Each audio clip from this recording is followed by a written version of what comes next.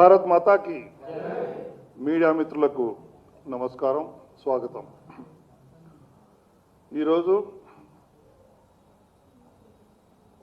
వనపర్తి జిల్లా కిలాగనపురం మండలం నుంచి మండల నాయకులు, గ్రామ నాయకులు, వేరే పార్టీల నుంచి అంటే కాంగ్రెస్ నుంచి మరియు బీఆర్ఎస్ నుంచి కూడా భారతీయ జనతా పార్టీలో చేరాలని వారు వచ్చారు. వారు రావడానికి ముఖ్యమైన కారణం ఏమిటంటే 6 లక్షల కోట్ల అప్పు ఉన్నప్పుడు కాంగ్రెస్ ఈ విషయం తెలిసి 6 తప్పుడు వాగ్దానాలు చేసి చెయ్యలేమని తెలిసి కూడా చేసి గెలిచి వచ్చి మేము అబద్ధాలు చెప్తేనే ప్రజలకు నచ్చుతున్నాయని బూటకం మాటలు, మాయా మాటలు చెప్పడం, ఒక్క వాగ్దానాన్ని కూడా నెరవేర్చకపోవడం, ఇది కాంగ్రెస్ నైజం.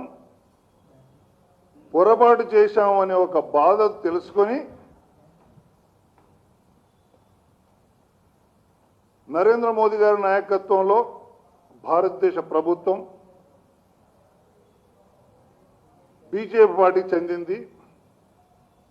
ఏ విధంగా అయితే కరోనా సమయంలో ఉచిత రేషన్ ఇచ్చి ప్రజలందరినీ కాపాడుకున్న ప్రధాని ఈనాడు గల్ఫ్ యుద్ధం మూలాన గ్యాస్కు, పెట్రోల్కు కొరత ఏర్పడే అవకాశం ఉందని ముందే గ్రహించి పెట్రోల్ తగ్గించిన ఘనత నరేంద్ర మోదీ గారు, ప్రధానమంత్రి గారు. ఇలాంటి నాయకుడి వల్లే భారతదేశం బాగుపడుతుంది. సమాజానికి సేవ చేసే తృప్తి ఏ కార్యకర్త కన్నా మిగులుతుందనే ఉద్దేశంతో బేషరతుగా షాపురం మరియు అపరెడ్డిపల్లె, కర్ణతాండ ఈ 3 గ్రామాల నుంచి ఇతర పార్టీల నుంచి నాయకులు వచ్చి బేషరతుగా భారతీయ పార్టీలో చేరుతున్నారు.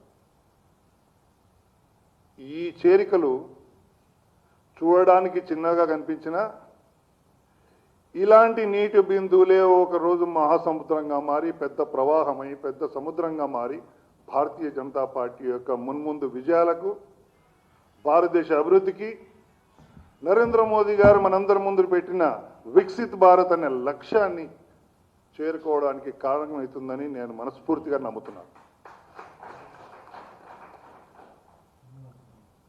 ఈరోజు చేరపోతున్న కార్యకర్తలందరికీ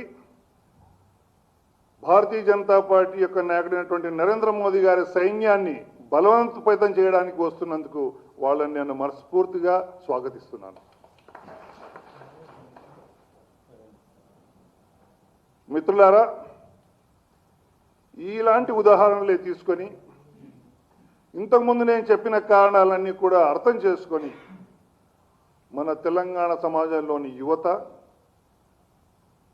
భారతీయ జనతా పార్టీ లాంటి పార్టీలకు వచ్చి దేశ అభివృద్ధి కొరకు నిఖార్సైన రాజకీయాలు చేసి